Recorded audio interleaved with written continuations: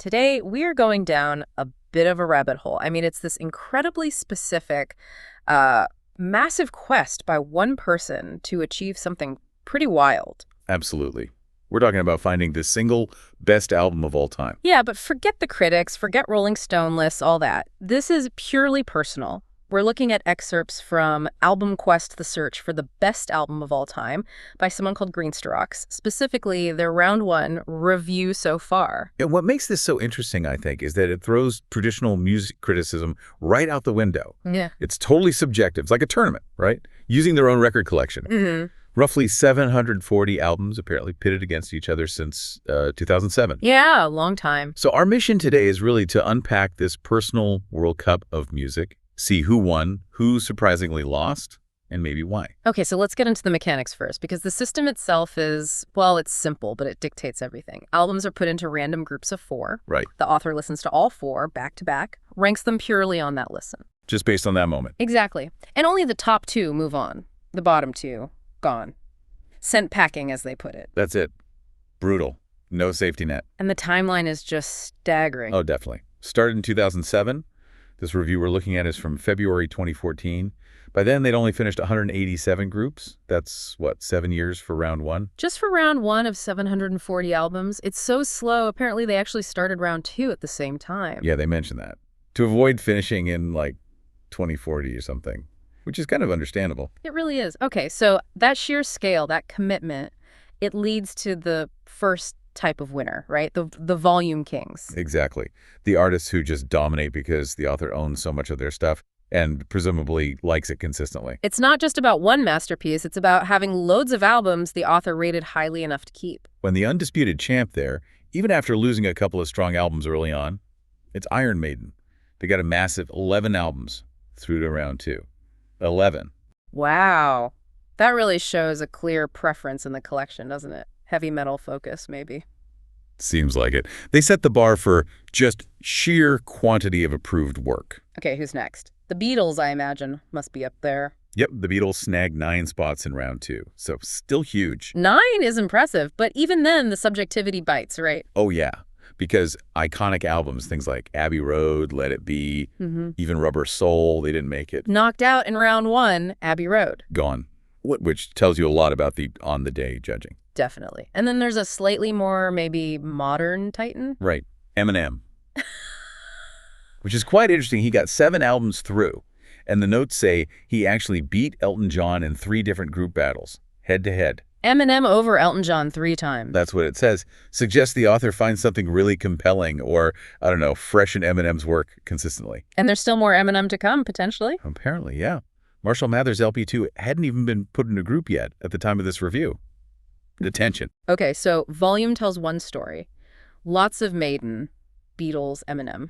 But what about artists who maybe didn't have 11 albums but still performed really strongly against, different types of music? Yeah, let's look at genre diversity. Because some results are genuinely surprising when you see who beat who. How about this one? Clannad, the Irish folk rock group. Clannad, okay. How'd they do? They got 6 albums through to round 2. 6. That's impressive. More than Guns N' Roses won their groups with. Exactly. And look who they apparently knocked out along the way. Nickelback's Silver Side Up, AC/DC's For Those About to Rock, Whitesnake's Restless Heart. Wait, Clannad beat AC/DC and Whitesnake. The folk sound won against hard rock. Just seems the author preferred it. That quieter, melodic style obviously resonated more than the big rock anthems in those specific matchups. Fascinating. Who else is in that 6-album club? Well, some more expected names maybe. Dire Straits, so Mark Knopfler's work, got 6 through, including the big ones like Brothers in Arms. Makes sense. Elton John also got 6, with classics like Goodbye, Yellow Brick Road, Captain Fantastic. Okay, yeah. Expected contenders. And Foreigner and Roxette. They both got 6 through as well. Roxette. Okay, interesting mix there. 6 seems like a strong showing across the board. It is. But maybe the most revealing results come from the unexpected wins. The real upsets. Like what? Give me an example. Okay. Bryan Adams. He got 4 albums through. Not bad. Okay. But one of his wins, Group 4, his album 18 Till I Die from 96. Right. It apparently beat not just Genesis's Invisible Touch, Which is a big album. but also Pink Floyd's Dark Side of the Moon. Hold on. 18 Till I Die beat Dark Side of the Moon. And Invisible Touch in the same group. That's the result reported. That's quite something. It really underscores the whole personal taste on the day thing. It really does. And look at Guns N' Roses, 5 albums through. Sounds good. Yeah, pretty solid. But only one of those actually won its group. Oh, really? So the others just scraped through in second. Exactly. And get this. Appetite for Destruction, their huge debut. The classic. It lost its group to the Carpenters. Appetite lost to the Carpenters. How? And their EP, Lies, lost its group to Gwen Stefani. Okay, Appetite losing to the Carpenters. That's not just a tough group, is it? That feels like a genuine, massive preference call on the day. It has to be. It perfectly shows how harsh this system is. If, for whatever reason, the author felt the Carpenters sounded better that day, Appetite comes second. Or, as we're about to discuss, it could have been eliminated entirely. Right, which brings us to the shock exits, the big names that didn't even make the top 2. Yeah.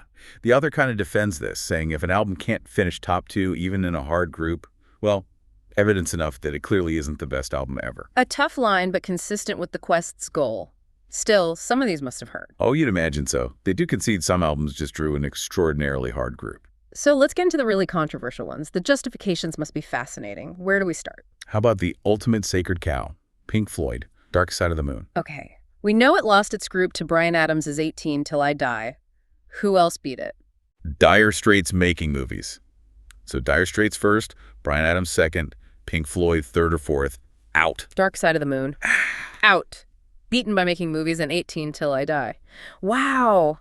What was the reasoning? Did the author just hate it? They were surprisingly blunt about it. Yeah. Said they never massively rated Dark Side. Really? Yeah. Felt they had too many drawn-out passages which lacked substance. Liked time and money with the rest. Apparently, the pacing just didn't hold up in that back-to-back listen against the others. A pragmatic reason for a seemingly heretical result. Okay, what's next on the shock list? How about the biggest selling album of all time?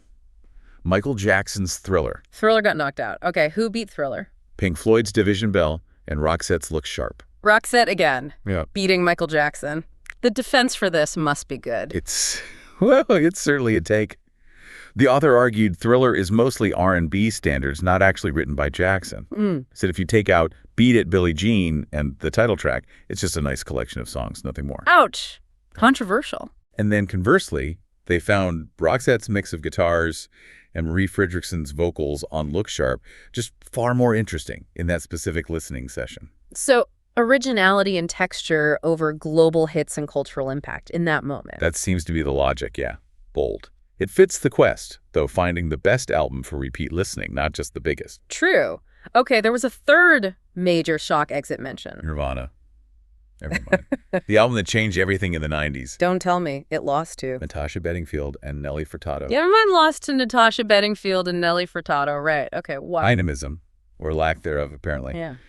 The author found, never mind, outside of Smells Like Teen Spirit, to be rather bland. Oh, yeah, never mind. Lacking energy compared to the pop tracks it was up against in that group. Again, legendary status means nothing if it doesn't connect during the listening test. It's ruthless. Were there other big surprises? Maybe slightly less iconic, but still notable? Oh, plenty. ABBA's Gold compilation lost out to 2 albums by 3 Doors Down. 3 Doors Down over ABBA Gold. Yep. The author admitted the heavy rock just sounded fresher than what they called ABBA's overplayed standards. Taste is taste, I guess. Any others? Metallica's Black Album. Huge record. Lost to Lady Gaga's Born This Way and Peter Gabriel's Shaking the Tree. Metallica, Gaga, Peter Gabriel, that's quite a group. Shows the random draw aspect. Totally eclectic. And one more, Supertramp's Crime of the Century, prog classic. Yeah. Lost in a group that had Guns N' Roses' Appetite for Destruction and the Carpenters' Interpretations. Just a tough draw, maybe. Oh, so Appetite beat Crime of the Century, but lost to the Carpenters in that group. Seems like it. Carpenters first, GNR second, Supertramp last. Man, the internal logic of this quest is fascinating. It really becomes a map of one person's listening history and preferences, doesn't it? Exactly. It's less about finding some objective truth and more about tracking subjective taste. And the author even comments on how that taste relates to broader music trends over time. Right. There was that interesting bit about the 80s versus the 90s. Yes. Def Leppard's Pyromania. You know, the album selling 100,000 copies a week when it came out. Massive 80s rock. Huge. What happened to it? It lost its group. Yeah. The Backstreet Boys' greatest hits. Def Leppard lost to the Backstreet Boys. Okay, explain that one. Well, this is where the author gets quite analytical. They argue that by the 90s, boy bands like Backstreet Boys had basically taken over the melodic rock territory. Melodic rock from boy bands. Think about it, they say. Songs like As Long As You Love Me, Ha. polished, big choruses, essentially power ballads, right? Huh. I can kind of see that. And that's sonic space. In the 80s, it was owned by bands like Def Leppard, Bon Jovi, Whitesnake with their rock ballads. So the argument is the style didn't die, it just migrated and maybe got updated or repackaged by pop acts? Precisely. The author suggests that maybe the 80s rock ballad sound started to feel dated or overblown, and the Backstreet Boys version sounded fresher and more relevant to them in that listening session. So they're judging based on evolution of sound, not just the album in isolation. Yeah, it adds another layer. It's not just, is this good? Yeah. But how does this sound now compared to other things, considering how music has changed? It's quite a sophisticated, if personal, critique. So when you boil it all down, what's the takeaway for you, the listener? For me, it proves that finding a truly universal best album is, well, probably impossible and maybe pointless. I think so too. This whole album quest, it's this amazing, detailed log of one person's relationship with their music collection over decades. What stuck, what sounded good years later, what didn't hold up against unexpected rivals. It's a map of personal connection. Right. And consistency. Now, the real test is round 2. Right, because now it's winner versus winner. Exactly. Those volume kings, Iron Maiden with 11, the Beatles with 9, they now have to face each other, or face those surprisingly strong contenders like Eminem or Clan Ed or Roxette. The groups are going to get brutal. That's where the really tough choices will happen. The real culling begins, yeah. It'll be fascinating to see who survives that. It will. Okay, so that leaves us with a final thought for you listening. Considering Greenstock's very unique, sometimes really contrarian taste, Clan and Odd over AC/DC, Roxette beating Thriller, Bryan Adams taking out Darkside. Think about your own collection. What beloved, universally acclaimed classic album would you find it hardest to justify eliminating in your own personal album quest? Give it some thought. Explore those shelves. We'll see you next time on The Deep Dive.